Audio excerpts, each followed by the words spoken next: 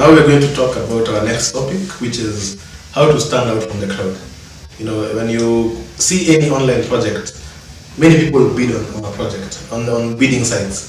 So for the client to notice you, there are different things that you have to do for them to notice you. For example, a client can unleash an article writing project, and there are 1,000 respondents, but he needs to choose one.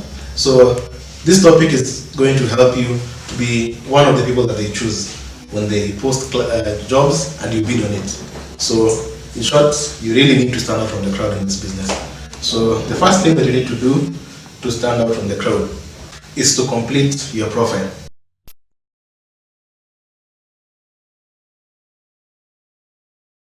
Each website has a profile page. When you join a website, you're told to complete your profile. That's where you have your, you put your name, put your portfolio, you put a description of what you can do. You talk about sort of talk about your expertise, and some websites even allow you to put your CV or your previous samples of work and all that. So you really need to make sure your profile is complete. So maybe Mr. Dollar will tell us why do you need I think basically when you signing up on freelancer sites, it's like any other job that you can do offline. So you need to treat it with respect. You need to display your professionalism and treat it at the same. Let's say, suppose you are to apply a job offline. You'll have a very furnished CV. You touch your photo. You present it very nicely. The same way to when you want to be awarded a job online, you need a professional photo. Not just any photo, but professional photo that depict who you are. You need a complete profile by filling to each detail, your personal details, your contact links, and a tagline that display what you can do online. Because there are thousands of online freelancers out there who are more professional than you. But how you present yourself will determine if the client will award you the job or will even start discussing the project with you. What they see, the first impression is what they see and what they read on your profile. Not just taking any avatar picture that you put onto your profile, or taking a Photoshop picture and with a weak tagline.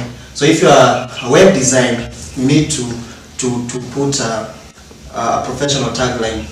Yeah, I'm a creative web designer. Something that will attract the client so that they can click onto your profile. What we are trying to make sure is that the client click on your profile, because there are many. There are many applicants on a certain job. Yeah. Thank you very much, Donna. I think you touched on some of the main things that clients look at. Maybe Joyce can add something to that. Comment on that. Having a complete profile, it will show that you are serious with what you do, and of course it will give you more chance of getting hired. Yes, and he has said everything. Yes, it will give you more chances. And by completing your profile, something else that you need to add is to do exams. The different websites, especially freelancing websites, bidding freelancing websites, normally have a place where you can apply for different exams. So some of them are free, which are really good. Some other sites pay, but most sites it's free to do exams. So it's good to take those exams. Maybe if it's a graphic design, you'll have an exam on graphics. You'll have an exam on different things that pertain to graphic design. If it's article writing, you'll have a basic grammar test and all that. So after you complete the basic profile, make sure you also do that, because many clients will look at basically like three things. They look at your photo. They establish that you're a real person. They look at how many exams have you taken in that. Or it's 4 things. They look at your review. Do you have any reviews from other clients? And also they look at your portfolio to see if you've done previous work on that. Okay, Joyce, you can tell us what you can do to make sure your profile is complete. I want to add on that. There are some websites that require you they have to take a video call with you so that they can ensure it's you who has put up the profile. And many people ignore that part. And it's quite important to have it, because by doing that, most of it is the last part of completing your profile. Don't fear video calls. Don't fear those Skype calls. Just take them and it's just a short call to verify your identity. The next thing that you need to do to make sure that you stand out from the crowd is to give a compelling proposal. just like I said when starting, there's some things that you do online that are still similar to what you do offline. So your proposal is what you tell the client when he puts up a project. So it's the information you give the client so that they can hire you. So meaning you really need to market yourself in a proposal. Yes. In fact, this is where most people fail to get jobs, because they give, really unprofessional proposals. And this is where I stand out from the rest. Okay, when you're applying job as a freelancer, one thing that you must get enjoyed is that the person that's going to read your cover letter is a human being, is a professional who is looking for somebody to handle his work. So one is going to look for, can you be able to handle my work? First of all, if it is about article writing, is the cover letter you're writing, all you've submitted, does it even have, is it perfect?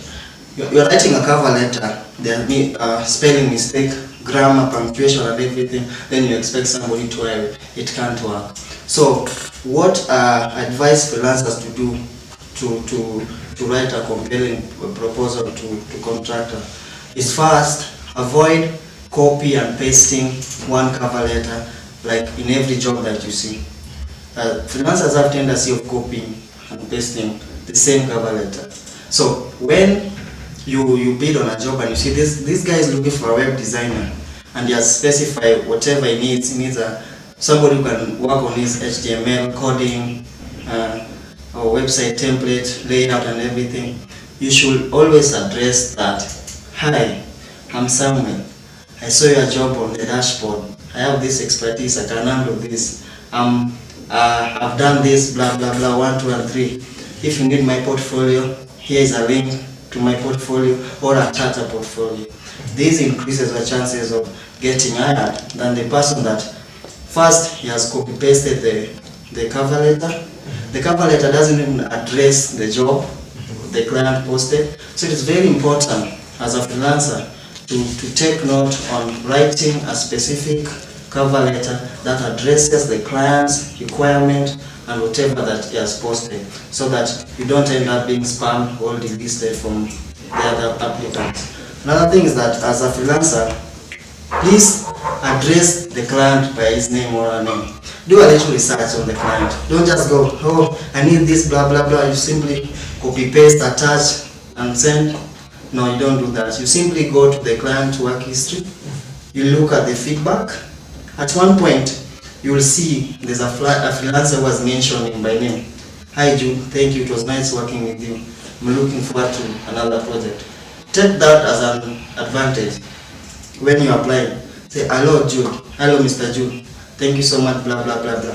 When a client clicks on that cover letter, the first thing that he sees is his name. Already, that's a mark that you boosted yourself. Yeah. So these are small but vital, important and vital tips that a freelancer should know. I'll comment on that, on the compelling proposal. When you write a proposal, make sure it's brief and to the point. And when at it, make sure you highlight your major strengths in accordance to what the client requires. Thank you. And I think another rule that you really need to remember is do not write a proposal without reading the client's requirements. Because there are clients who will say, put a certain thing, like write your favorite color.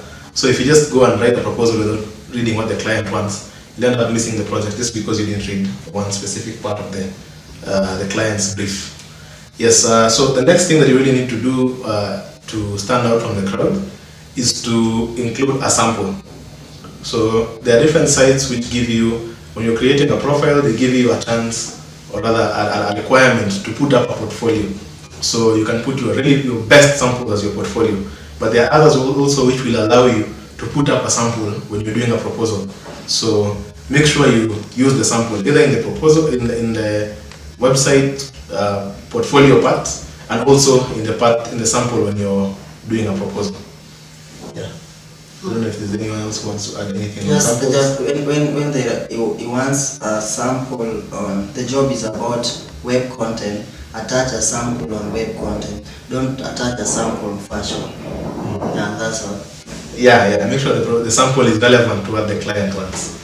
Yes, thank you. And then the next point to stand out from the crowd is that you really need to be ready to start small.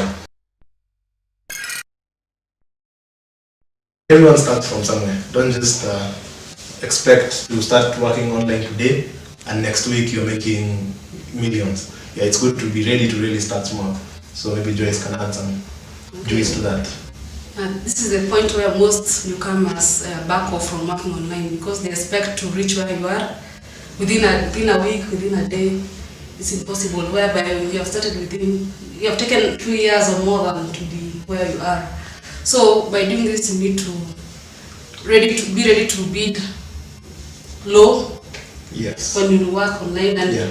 with that you can get more references from your previous clients, and that will give you a chance to bid for higher paying jobs. Yes, exactly. Yeah. I don't know if you have. You want me to add something? Do you have anything to add? Maybe when we were talking on bidding law, so there are some guys who just want to test freelancers. Are you here for money or to work? So they post a job that should pay $5, but on the job details they say my budget is $1,000. So they start eliminating freelancer by the highest bidder. Okay. The last point on how you can stand out online is the main reason why you're online. You need to deliver. So for you to be able to get paid, for you to get that good review, for you to get higher paying clients, you really need to make sure you deliver the job to the specifications that you've been given. Yes. I don't know if there's any other. That's self-explanatory. Yes, that's basically self-explanatory. So when you get any job, do complete your profile. Make sure you follow all the other points, but at the end of the day, make sure you deliver good quality work. Thank you very much for listening on these different points on how you can stand out online. Make sure you take action on what you learn, and see you on the next discussion, which will be how to avoid scams.